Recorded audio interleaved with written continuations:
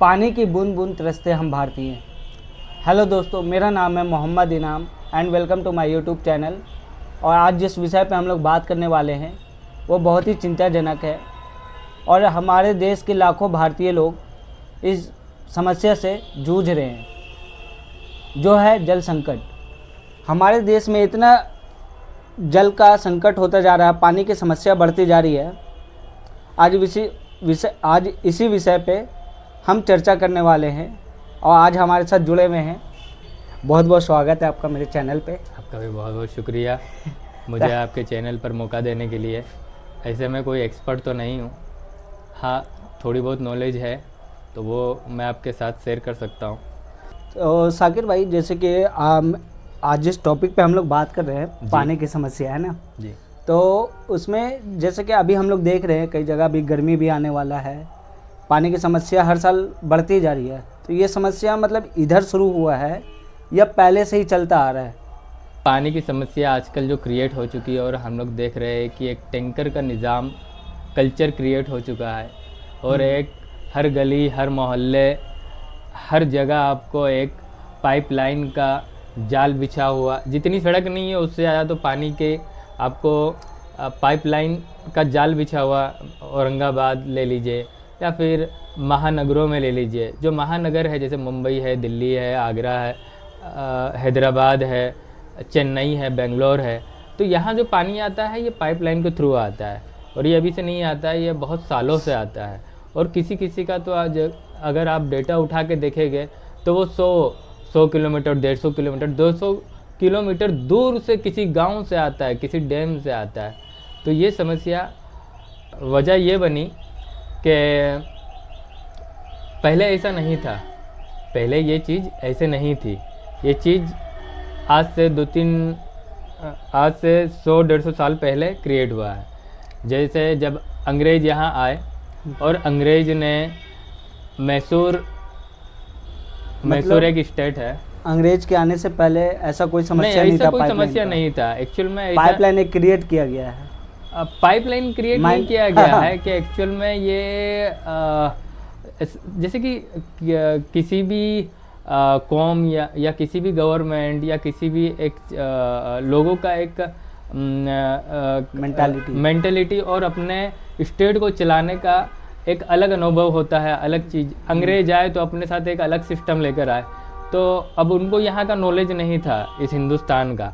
अगर आप डेटा उठा के देखेंगे तो आपको दिल्ली में ही कम से कम 40-50 हज़ार वहाँ आपके तालाब हुआ करते थे, पर आज दिल्ली में जाइए हार्डली आपको 4 से 5 मिलेगा। ये तो आम आदमी पार्टी की बदौलत आजकल आप देख रहे होंगे कि वहाँ तालाब को साफ़ किया जा रहा है और जो सूखे पड़ गए हैं उसको साफ़ करके उसमें पानी का इंतज़ाम किया जा रहा है। तो ये आम आदमी पार्टी आजकल तालाब को क्रिएट कर रही है, रिचार्ज कर रही है या उसको ज़िंदा कर रही है। तो उसी तरह मैसूर में हिस्ट्री में कुछ आता है। जब आप मैसूर में देखेंगे तब टीपू सुल्तान का राज्य था वो, और जब अंग्रेज़ ने वहाँ काबिज़ हुए उससे पहले वहाँ 4 से 4.5 लाख तालाब हुआ करते थे। अब वो मैसूर राज्य में। अच्छा। तो उसी तरह दिल्ली में भी थे मुगलों ने। फिर अभी तो मान के चलिए हम दिल्ली में रहे हैं कई साल, लेकिन आज तक इतना साल रहा मेरे को एक भी तालाब दिखा नहीं। हाँ, ये कहाँ मतलब किस जगह पे है ये? देखिए नाम तो अभी याद नहीं आ रहा है, पर आप इसकी तहकीकात के लिए ध्रुव राठी का एक व्लॉग भी है तालाबों के ऊपर, ठीक है, वो आप देख सकते हैं। उन्होंने 2-3 तालाब का जिक्र किया और वो आप कैसे किया है, कैसे साफ़ किया गया, कैसे उसको रिचार्ज किया गया ग्राउंड वाटर को, और वहाँ पानी आया, अब पीने लायक पानी है। तो ये एक एविडेंस आपको मिल जाएगा, ठीक है, ध्रुव राठी। और मैं मैसूर की बात कर रहा हूँ तो मैसूर जो राज्य था तो उसमें टीपू सुल्तान वहाँ के राजा थे और आवाम सब मिक्स थी। तो उन लोग 40-50 हज़ार अपना जो तालाब था वो मेंटेन करके रखते थे, उसको ज़िंदा रखे हुए थे। तो उनको कभी पानी की समस्या का सामना करना नहीं पड़ रहा, जिसे हम जल संकट कहते हैं। अब टीपू सुल्तान के बाद अंग्रेज़ आ गए, काबिज़ हो गए। तो जब काबिज़ हो गए तो बोले कि आप अपनी तालाब, जब आप तालाब यूज़ करोगे अपनी खेत के लिए तो इसका कर हमको देना पड़ेगा। तो लोग बोले कि इसको मेंटेन भी हम ही करें और सिंचाई भी हम ही करें और कर भी आप ले। तो जब कर देना या उसको जो उसका एक वजीफ़ा था वो वजीफ़ा वो लोग देना बंद कर दिए, तो अंग्रेज़ों ने बोले कि अब ये तालाब भी हमारे हो गए। तो यहाँ सबसे बड़ी मसला ये आ गई कि अंग्रेज़ों के पास तालाब चलाने का अनुभव नहीं था, और जब उनके पास ये अनुभव नहीं था तो इस वजह से वहाँ के सारे तालाब धीरे धीरे करके बर्बाद हो गए, सूख गए, सूखने के बाद बंजर हो गए, बंजर के बाद वहाँ जमीन भर भराव हो गया। अच्छा। ठीक है, अब वो पूरे प्लेन हो गए। तो अब हम सोचेंगे कि दिल्ली में फिर आपको बिहार में भी अब तालाब कहाँ देखने मिलते हैं, गिने चुने देखते हैं। यही हमारी अदरी नदी है। ठीक है, अदरी नदी के पहले क्या हाल था, उसमें मलमूत्र जाता था, उसमें सारे कचरे लोग डालते थे। ठीक है, लोग कूड़ा कचरा डालना है तो उधर ही डालो। ठीक है, हर चीज़ गंदगी से उसको बेहाल कर दिए थे। वो एक डार्क जोन बन गया था। डार्क जोन से मुराद मेरा ये है कि डार्क जोन उस इलाकों को कहते हैं या उस पर्टिकुलर पैच को कहते हैं जहाँ का पानी पीने से आदमी को बहुत सारी बीमारी हो सकती है, आदमी के जिस्म में बहुत सारी खराबियाँ आ सकती है। उसको पीना वो एक जहर के मानिंद होता है। ठीक है, ये तो हमारे एक बहुत अच्छे दोस्त है देवकांत कुमार, उनकी मेहनत और उन जैसे बहुत से लोगों की मेहनत रंग लाई। ठीक है, कि आज वो पानी एकदम साफ़ सुथरा हो गया। आज अदरी नदी में जाइए आप, यहीं से 50 कदम पे आपका अदरी नदी है, जाके देखिए कितना साफ़ सुथरा है। ठीक है, कोई गंदगी नहीं मिलेगी, कोई पेड़ पौधे नहीं मिलेंगे। तो ये रिचार्ज, ये जो पहले आप देखते थे, हर पहले की पिक्चरों में भी देखते होंगे कि चलो भाई तालाब है, नहर है, नहर और तालाब ख़त्म कर दिए। ये किसने ख़त्म किया? ये हम और आपने मिलके ही किया, इसलिए जन संकट आया है। वरना जब दुनिया कायम हुई, ठीक है, तो कुछ नहीं था। ठीक है, चरिंदे परिंदे दरिंदे नहीं थे। जब पानी आया तो जीवन आया। ठीक है, अगर पानी नहीं आता इस दुनिया में, इस धरती पर, तो जीवन नहीं क्रिएट होता। तो सोचिए कि ऊपर वाला हर साल हमको उतना ही पानी देता है जितना आज से 40 साल पहले देता था या 20 साल पहले देता था। बस हमने क्या किए कि पानी की इज्जत करना छोड़ दिए, हमने पानी को बचाना छोड़ दिया, हमने पानी को जमा करना छोड़ दिए। इस वजह से ये सूखा आ रहा है।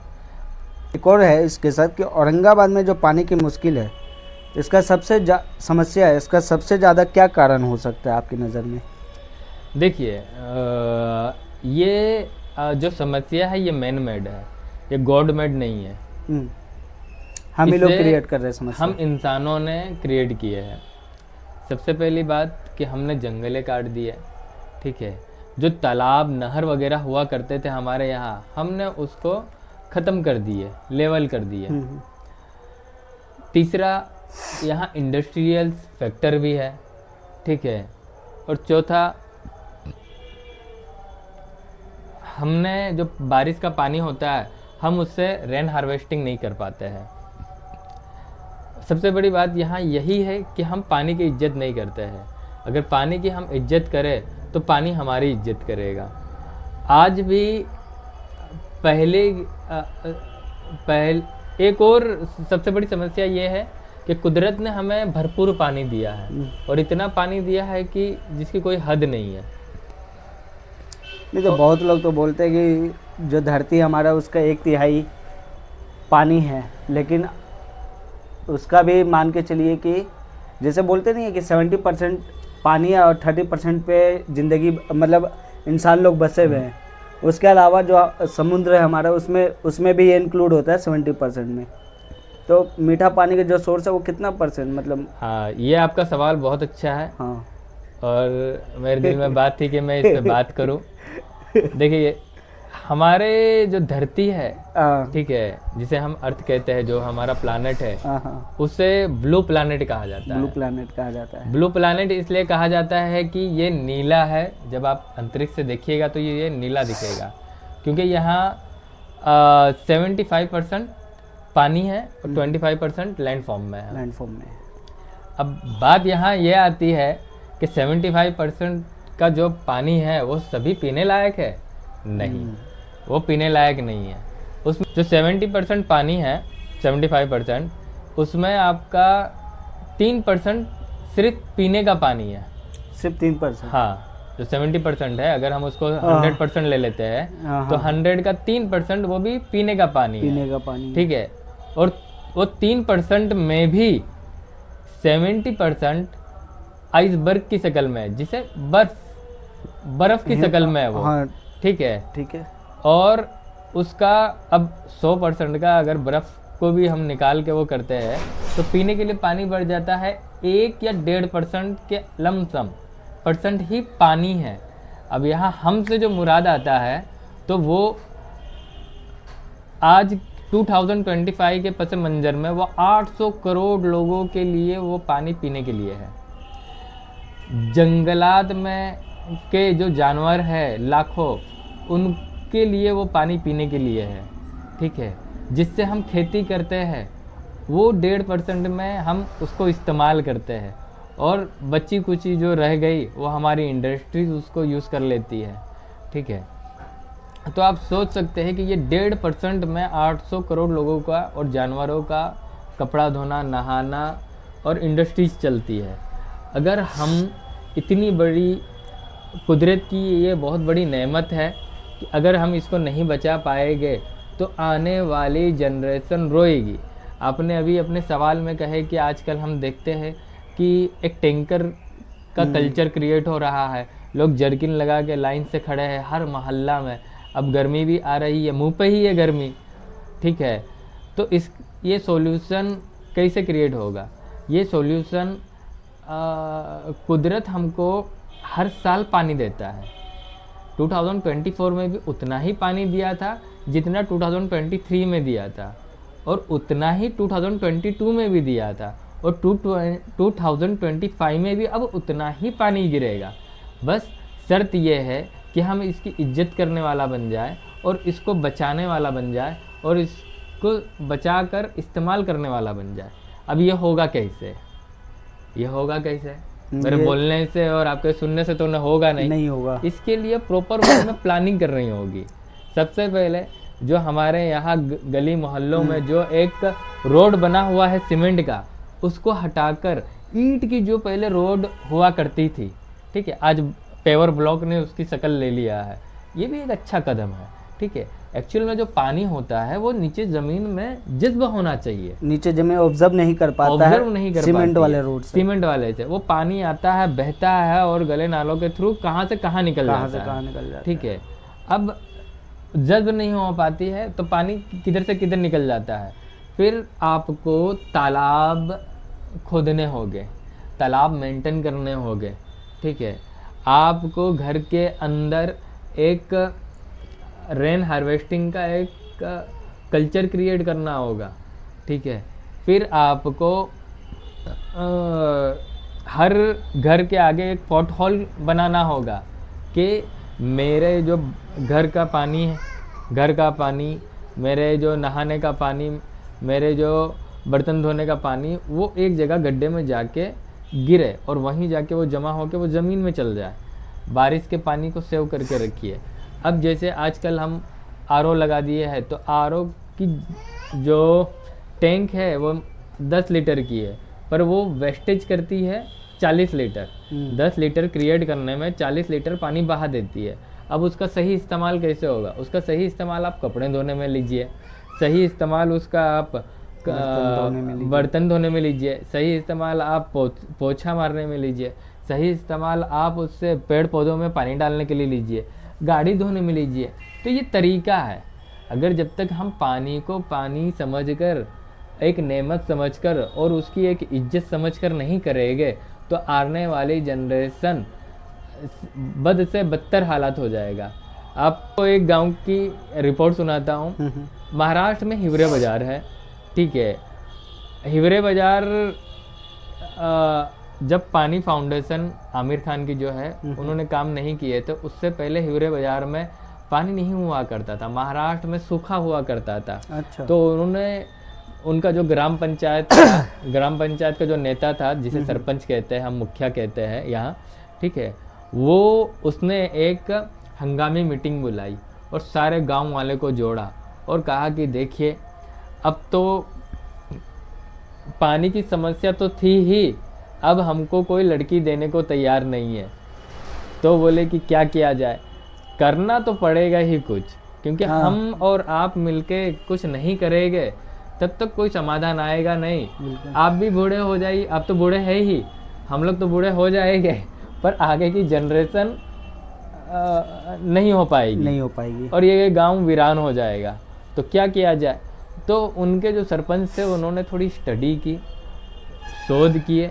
उन्होंने क्या किए कि पहाड़ में जाकर छोटे छोटे खड्डे किए, 10 बाई 10 के, 3 बाई 3 के गड्ढे किए।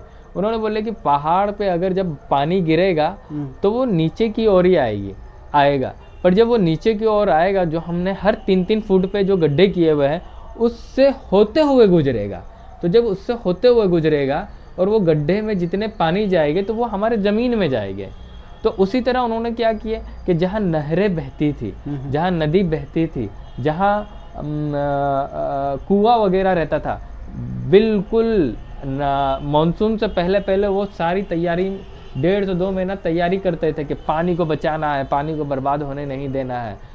और अब तो ऐसा हो गया है कि उनकी मेहनत इतनी रंग लाई कि आज की तारीख में वो 3-3 फसल उगा रहे हैं और शादी भी हो रही है, अल्हम्दुलिल्लाह जी। हाँ, अब आई बात हमारे औरंगाबाद में कि ये कैसे होगा। मेन तो यही है, जैसे कि हम जिस शहर में रहते हैं, और बहुत लोग का कहावत है, हमारे बड़े बुजुर्ग भी कहते हैं और अल्लाह ताला के भी फरमान है कि जहाँ पे आप बसे हुए हैं पहले उसके बारे में सोचना है, उसके बाद ही आप आगे जा सकते हैं। चाहे आप घर का आप ले लीजिए माहौल, या अपना खुद का ले लीजिए। पहले मेरे पास रहेगा तभी हम आगे माँ बाप को देंगे या रिश्तेदार को देंगे या बगल वाले को देंगे, ठीक है। तो ऐसे ही हमारे शहर में क्या है कि हमारे शहर में भी बहुत सारा ऐसा ये क्या कहते हैं पानी की समस्या है, देखते ही हैं, आप भी देख रहे हैं, हम भी देख रहे हैं। अब इससे निजात कैसे पाया जाए, सबसे बड़ी समस्या है। औरंगाबाद में पहले इतना नहीं था समस्या, लेकिन अभी जो है इतना ज़्यादा बढ़ गया है समस्या कि इसका समाधान होना चाहिए। देखिए, इसका समाधान एक ही है कि आप बारिश के पानी को रोकिए, और अभी गवर्नमेंट का एक स्कीम चल रहा है नल घर जल जी, उस पर फॉलो करिए। पर उसको भी पाइपलाइन तो सब बिछ ही रहा है, लोगों के यहाँ नल वगैरह भी लग रहा है, महानगरों की तरह यहाँ भी जाल बिछ रहा है। हाँ, बिछ रहा है, पर ये सॉल्यूशन नहीं है, ठीक है। ये आएगा, देखिए ये अभी 1-2 साल और लगेगा इसको आने में, पर उससे पहले हम क्या कर सकते हैं? सिंपल है बिल्कुल कि आपके पास जितनी भी, जैसे कि हमारी अदरी नदी है, अदरी नदी में ऐसे ऐसे ब्लॉक बनाया जाए कि हमारा पानी यहीं रहे, आगे ना जाए, ठीक है। हमारी ज़मीन उसको जब्त कर ले और पानी आप उतना ही इस्तेमाल करें जितनी आपकी ज़रूरत है। मैं तो देखता हूँ कि अगर अभी कोई फेस्टिवल आएगा, ठीक है, कि उसमें जो रोड धुला रहा है तो रोड धुला रहा है, घर धुला रहा है तो घर धुला रहा है, अब बाइक धुला रहा है तो बाइक आदमी, पानी गिर रहा है, किसी को कोई नहीं है। लोगों को पता है कि गर्मी में पानी की समस्या बढ़ जाती है, पर लोग इसकी केयर नहीं करते हैं। तो ये जो गवर्नमेंट का नल जल आने वाला है, इससे लाभ उठाया जाए, पर इसके साथ साथ हर वार्ड काउंसलर को, यहाँ तक कि नगर परिषद को बुलाकर और डीएम के साथ मिलाकर एक मीटिंग की जाए, ठीक है। इसकी पहल कौन करेगा? इसकी पहल पढ़े लिखे लोग करेंगे, एजुकेटेड लोग करेंगे, हमारे वार्ड काउंसलर करेंगे। और इस समस्या का एक ही उपाय है कि वो ग्राउंड वाटर चार्जिंग कैसे किया जाए। एक चीज़ मैं यहाँ पॉइंट और जोड़ देता हूँ, ठीक है, तो बचाने वाली बात हुई, पर उससे बड़ी समस्या अब ये हो गई है कि पहले हमारे यहाँ 50 फीट पे पानी मिल जाता था, वो अल्हम्दुलिल्लाह पीने लायक होता था, पर उसमें भी पेस्टिसाइड्स होते थे, ठीक है। उससे वो कैसा है कि ठीक है चल जाएगा, पर जब आप 100 to 150 के नीचे जाएंगे ग्राउंड, तो उस पर जब वो पानी मिलता था, वो पानी भी बहुत अच्छा होता था पीने के लिए। पर जब आप 150 to 300 के बीच में जाएंगे तो वो आपके सेहत के लिए भी बहुत अच्छा पानी रहता था, आपके जिस्म के लिए भी और हर एतबार से वो समझ जाइए कि सबसे अच्छा पानी वही है, 150 फुट टू 300 फुट वाला। अब समस्या हमारे औरंगाबाद में ये आ गई है कि 300 फुट पे भी पानी नहीं मिल रहा है, हाँ। यहाँ तक कि 500 फुट पे भी नहीं मिल रहा है, ओहो। यहाँ तक कि 700 पे भी नहीं मिल रहा है। एक जगह सुनने में आया कि 1000 फुट पे भी नहीं मिल रहा है। ओहो। चलिए मान लेते हैं कि 300 फुट के बाद में आपको किधर भी पानी मिला, 500 पे मिला, 700 पे मिला या 1000 पे मिला, मान लेते हैं कि मिल ही गया आपको पानी। अब वो पानी पीने लायक है? क्या आप बता सकते हैं वो पानी पीने लायक है? मेरे को तो इसकी जानकारी नहीं है। ऐसा क्या मतलब, हम तो ये सुना है कि धरती के अंदर, ज़मीन के अंदर जो पानी है वो हमारे पीने के लिए ही आता है। अब आप से अभी आपसे मतलब मालूम हुआ मेरे को कि 300 प्लस अगर हम अंदर जाते हैं तो वो पीने के लिए नहीं हो रहा पानी। पानी तो पीने के लिए आ रहा है ना। हाँ देखिए उसमें क्या है कि फ्लोराइड आता है, फॉस्फोरस आता है, हाँ। उसमें बैटरी का जो लेड आता है, हाँ। लेड कहते हैं, ठीक है, उसमें बहुत सारी केमिकल्स आती है, मिनरल्स आती है। वो इंसानों के लिए कतई पीने के लिए वो पानी नहीं है। ओहो। अगर वो कोई पानी पी रहा है तो सॉरी, वो अपने जिस्म में बीमारी पाल रहा है और उससे उसको इतने सारी बीमारियां होगी कि आप कह नहीं सकते कि उसको किस किस टाइप की बीमारी होगी। पहले के लोगों को देखते थे आपके, हम लोग मिसाल देते कि अरे पहले के लोग 100 साल, 150 साल, 120 साल, 95 साल, 90 साल जीते थे। क्यों जीते थे? क्या वो यही पानी यूज करते थे? का पानी यूज करते थे, कुएं का पानी यूज करते और वो पानी सबसे बेस्ट होता था। मैं आपको बताया वो मिनिमम 50 फुट में वो कुएं का पानी आया था, ठीक है। अगर उसके नीचे जाए तो कोई दिक्कत नहीं। फिर हैंडपंप आया, हैंडपंप में भी कोई दिक्कत नहीं था।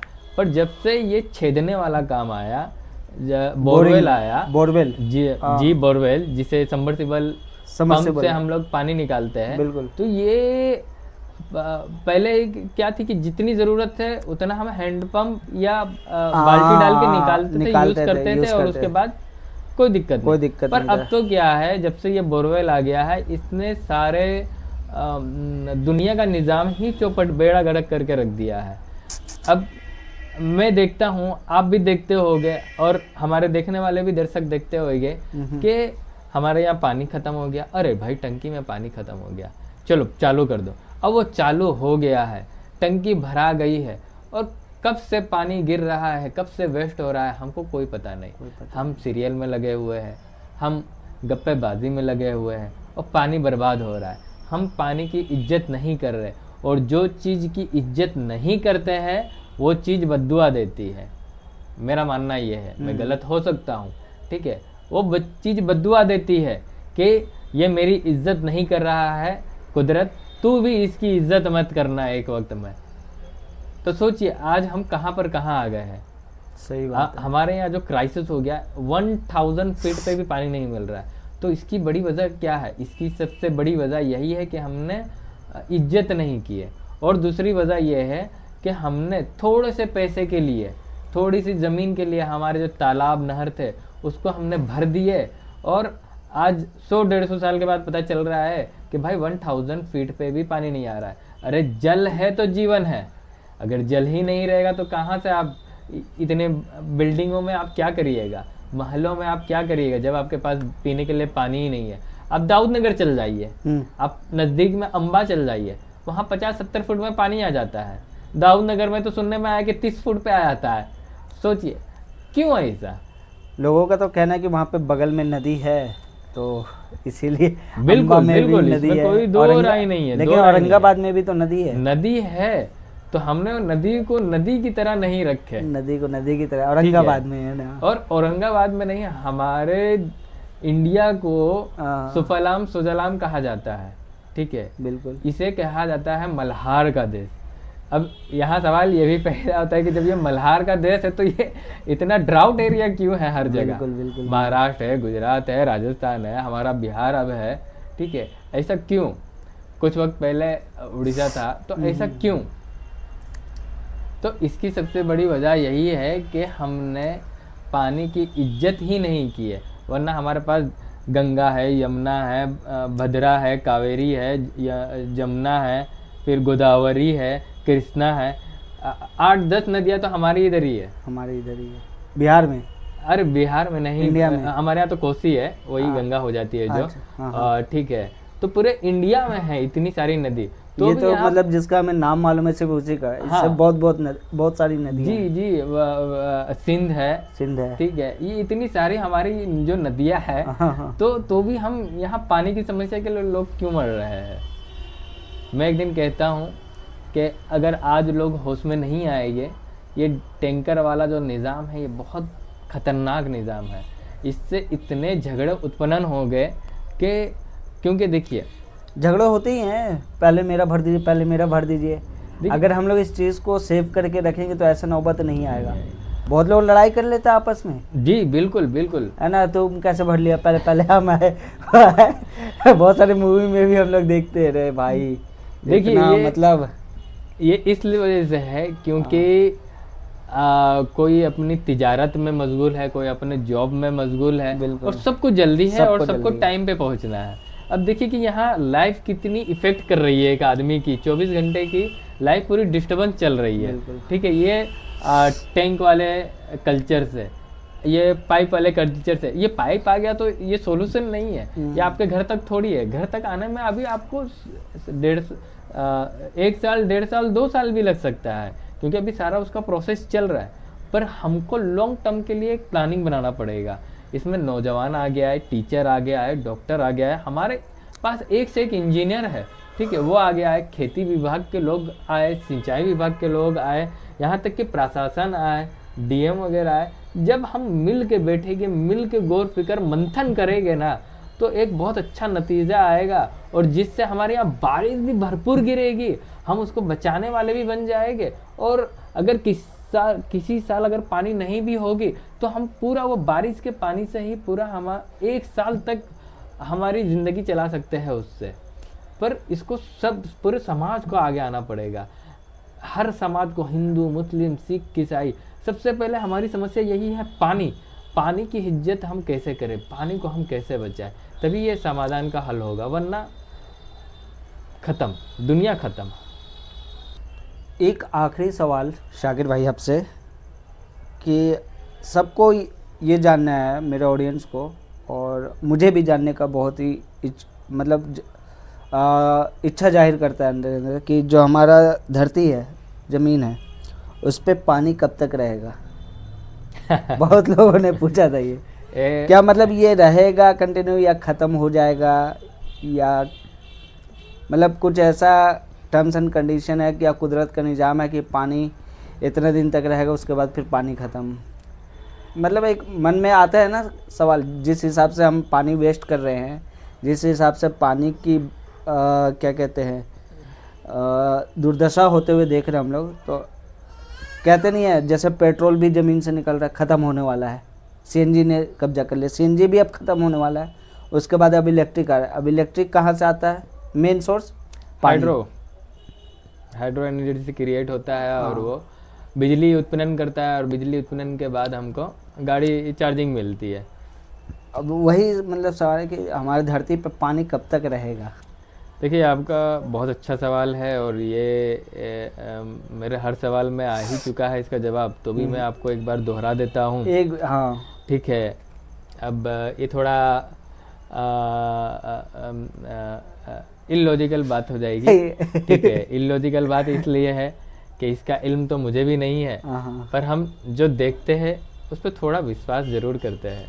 ठीक है, एक मूवी आई थी जिसका नाम था कल की, ठीक है, कल की 2898 एडिट समथिंग उसका वो था, जो प्रभास की थी, साउथ में। तो उसमें जो फ्यूचर दिखाया गया है वो डायस्पोरा कहते हैं उसको,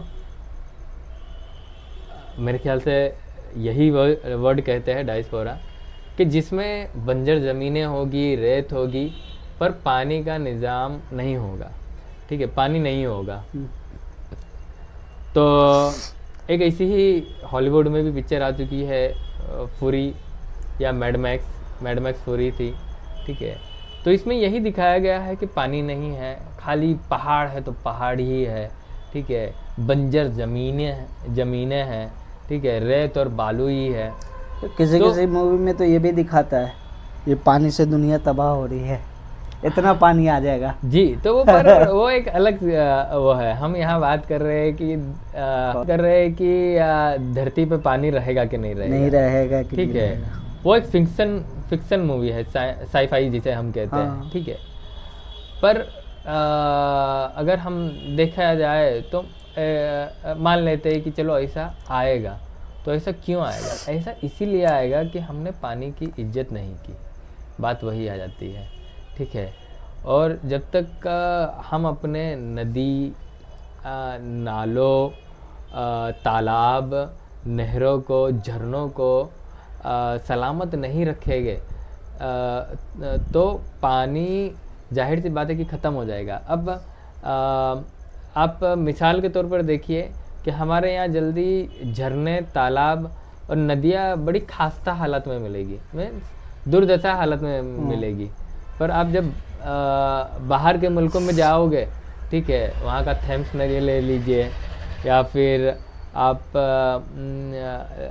लंदन में ही है थेम्स मेरे ख्याल से, हाँ, फिर आप इस्तांबुल वाला ले लीजिए नदी, फिर दुनिया में सिंगापुर में है, वहाँ की ले लीजिए, बहुत सारी कंट्री में है, अभी नाम याद नहीं है, नदियों के भी नाम याद नहीं है और कंट्री के भी नाम याद नहीं है। वो बड़ी साफ़ सुथरी रहती है।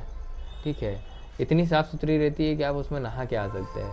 पर हमारी नदियों का क्या हाल है? आप दिल्ली चल जाइए, दिल्ली में आपको यमुना नदी, जो गंगा नदी है, वो नदी है ही नहीं। ठीक है, इसका रेफरेंस आप जब देखेंगे सत्यमेव जयते के कोई एपिसोड पे, और मेरा ज़्यादा जो इस वीडियो में बताया गया है तो वो सत्यमेव जयते के वाटर वाले एपिसोड से ही लिया गया है। ठीक है, उसमें आप देखेंगे कि उनका एक दावा है, एक रिसर्चर है, उन्होंने दावा किया है कि हमारे यहाँ जो जितनी भी नदियाँ हैं वो नदी का पानी है ही, नदी का पानी एकदम ख़त्म ही हो चुका है।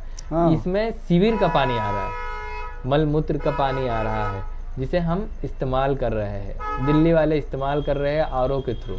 ठीक है, तो अगर हम नहीं बचाएंगे इसको, हम और आप मिलके, ठीक है, पिछले साल का एक रिकॉर्ड है कि सबसे कम बारिश जो हुई थी पूरे बिहार के अंदर, ठीक है, वो औरंगाबाद ही था।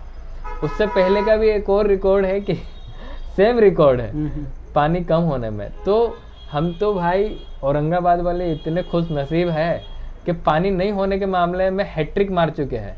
ठीक है, हाँ, तो ये थे हमारे शाकिर भाई, जो कि पानी की समस्या पे हम लोग चर्चा कर रहे थे। और मुझे भी कहीं ना कहीं लगा कि यार ये जो पानी की समस्या है बहुत जगह, सिर्फ औरंगाबाद में नहीं, हर जगह की ये समस्या है, पूरा ऑल ओवर वर्ल्ड में। तो हम आप इस चर्चा के थ्रू और इस ऑर्गेनाइजेशन के थ्रू हम लोग कहीं ना कहीं पानी को सेव करने की ज़रूरत है हम लोग को। अगर आज के डेट में हम लोग पानी को सेव नहीं किए तो आने वाला कल हमारा बद से बदतर हाल होने वाला है।